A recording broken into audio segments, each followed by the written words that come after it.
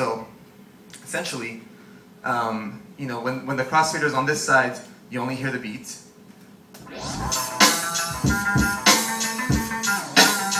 But meanwhile, if I want, I can you know, move the crossfader on the edge here, which doesn't affect this beat because it's always to the right, but it's actually cutting up the sound that's coming from the left. And that's what I do when I scratch. I move the crossfader to cut this sound without interrupting the beat, and I'm creating patterns essentially with these combinations of record motion and crossfader cutting. So, you know, the first thing that you learn how to do basically is to coordinate both hands, because it's a lot tougher than it looks. So the first thing you want to learn is to time how to cut the sound on and off on the fader, you know, timed with what you're doing on the record. So rather than just doing this baby scratch, I'm going to show you what happens when I cut the sound off every time the record goes back. So you're only going to hear it go forward. When I bring it back, cutting it off. So it goes like this. Instead of just a baby scratch, I can cut off the backward parts. And then if I combine that with the baby scratch, I can do patterns and stuff.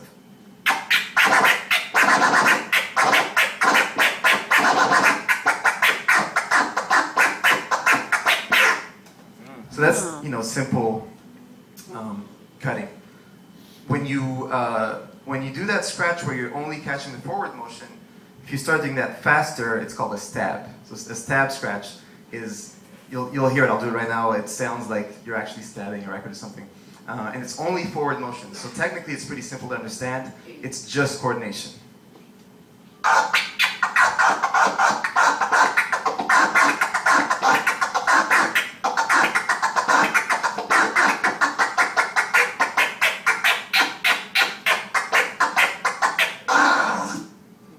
So those are stabs.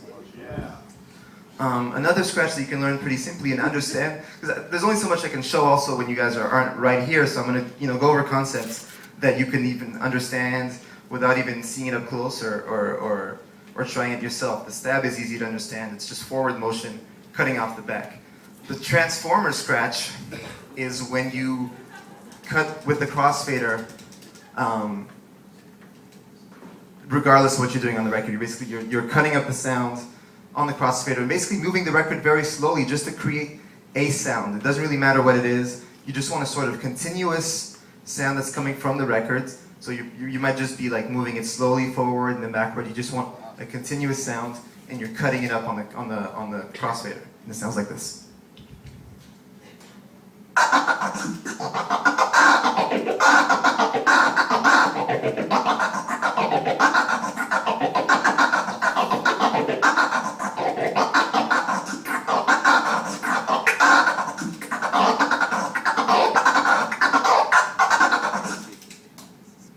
That's it.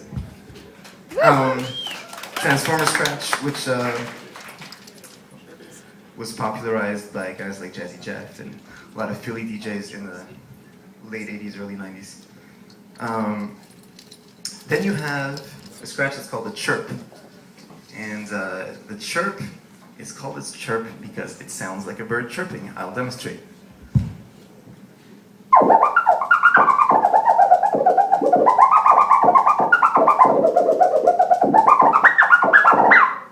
Depends what kind of bird you have, but National Geographic agrees that this sounds like a bird chirping. The chirp is also pretty simple to understand. It's hard to put this stuff in words sometimes. The chirp is basically still a forward and backward motion, like a baby scratch, except that you're just cutting the crossfader off at the moment where you're going from forward to backwards. So I'll show you. So basically, if you're not using the crossfader and just doing a baby scratch, it goes like this. Which sounds cool, but it sounds a bit, it doesn't sound cut up, it doesn't sound choppy. So you can make it sound choppier by just cutting out the crossfader in that sort of like dead time when you're going from forward to backward. And I'll show you how that goes. So rather than just going like this, I'm going to go forward, cut the crossfader off for a sec, and then bring it back. And then when you do that fast, it just cleans it up.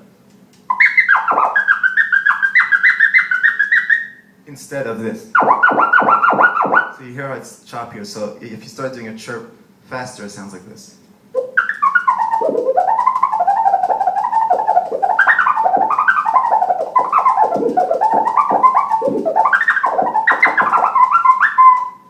Like that.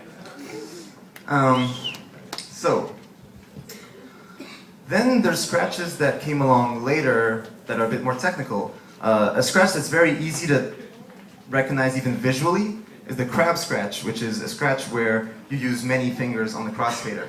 So you're kind of acting like a crab or whatever.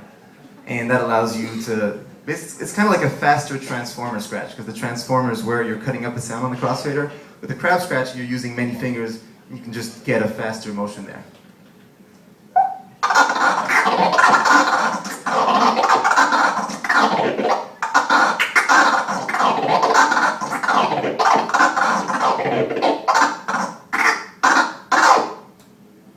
Like that. And what else can I show you guys? Then there's like, then there's like, what'd you say? Body tricks.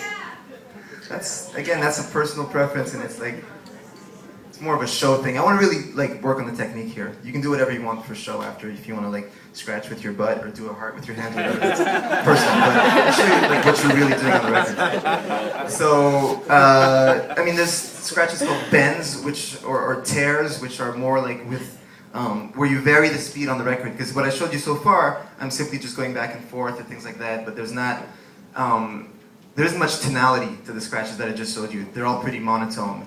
What's interesting is when you can introduce some like pitch variations and tonality, and the way that you do that is to vary the pitch or the speed of your hand on the record. So you can do things like this.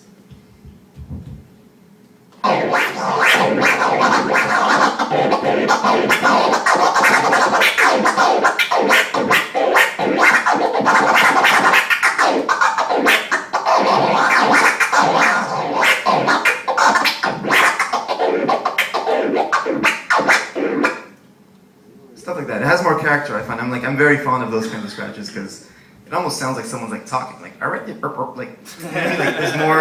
there's character to it. It's not just like fast shit.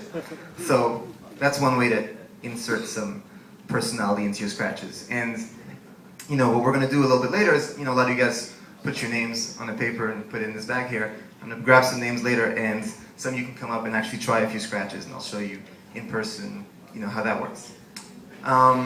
There's a scratch called the flare that is a little bit more difficult to explain, but sounds really fast and impressive, and I'll try to explain to you in simple terms.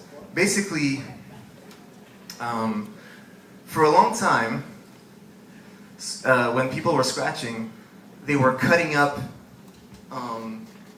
either the sort of like the edges of a scratch, like when you're going forward or going backward, like the extremities of the movement, or transforming and cutting up the middle parts to get to the end of the movement. And the flare scratch is kind of the opposite of every scratch that was ever done before. So that came out in like 95, 96, around the time that I started scratching, and every DJ was sort of like scratching their heads, no pun intended, when that came out, and they were like, what the hell is this and how do you do it? Because it sounds reverse and backwards from everything. Essentially, like, what I'm trying to say is, old school scratches were more like this.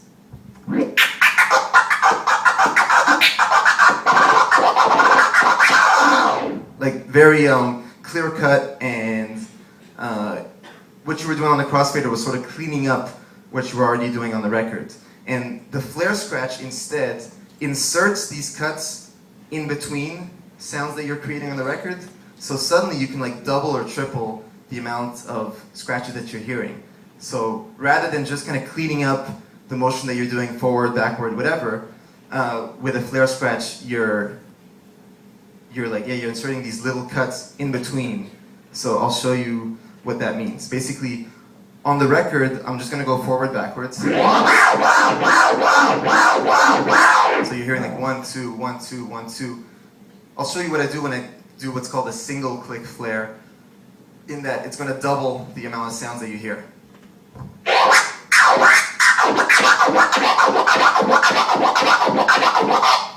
So suddenly, instead of going cha-wak, cha-wak, you're hearing like chaka-waka, chaka-waka. It's like two sounds per motion.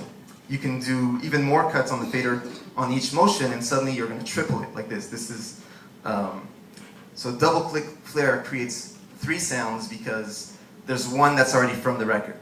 You gotta think about it for a sec. So you got 1 sound on the record, I add 2, then suddenly you got 3, and it sounds like this.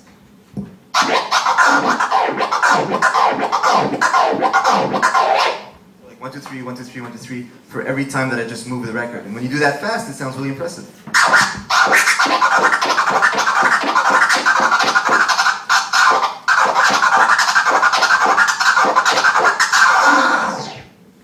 So when that came out, every DJ was sort of like, what the hell is that? Because it sounds insanely fast, but it's not actually that hard to do because you're not doing every single cut on the crossfader. There's a sound that's starting on the record each time. Because before, when people used to only transform, to do those 3 sounds, you'd have to go like this.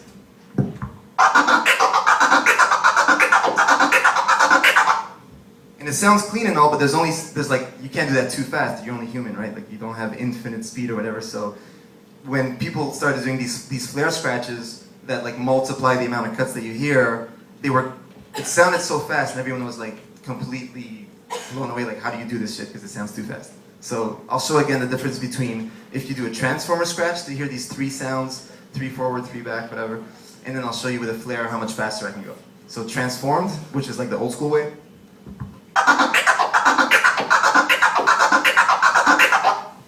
And then flared instead.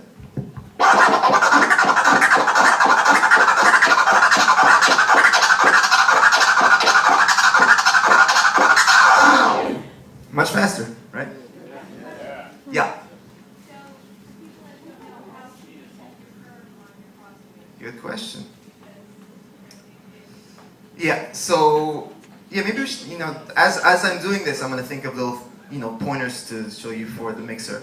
So, as Gina pointed out, there's actually different curves that you can set on your crossfader. What that means by curves is how fast the sound fades in. Because right now, when the crossfader is all the way to that side, this is cut off, you can't hear it. And as soon as you bring it in a little bit, as soon as you bring it in a little bit, you're going to hear it. So there's no fade here, in other words. That's how I set it for scratching, because it gives you the sharpest cut for a scratch. As soon as you bring the crossfader towards the middle a tiny bit, you start hearing the sound. So you're working with like less than a millimeter of motion on the crossfader, and that allows you to go really fast. As opposed to if you had a crossfader that was fading for a bit, if you want to actually make that create a sound that's cut up, you have to like go over the length of half your crossfader, and it doesn't sound that sharp, it's fading. So it depends what you use your mixer for. If you're a scratch DJ, you set the curve to be very sharp like this. And then what I do is I keep a more fading, kind of progressive curve on the volume fader, and I use that one to mix. So, because when you're, the idea to keep in mind is you're not scratching during your whole set. Most of the time you're mixing, and when you're mixing, you want to bring in these sounds progressively, right? The song that's about to come in that you're starting to mix, you fade it in, and then you're going to want to fade it out. So you want to have some sort of fade control on your mixer. I keep that on the volume faders, which is the ones that go vertically, and I keep the crossfader horizontal very sharp so that I can scratch. So, good question, Gina. Who went to her yoga class, by the way? Good. I see that you guys are very flexible with your upward motion. Yoga and spin. Different kind of spinning. Okay. So, there's a couple of other scratches. I mean, there's names for the scratches for pretty much every scratch, and you don't even necessarily need to know all these names. The main idea is to understand sort of like the basic ones, and then you start combining them. But you can also just sort of like move the record really fast, which is, how do you call that again? can't even remember what this is called. But this is simply moving the record super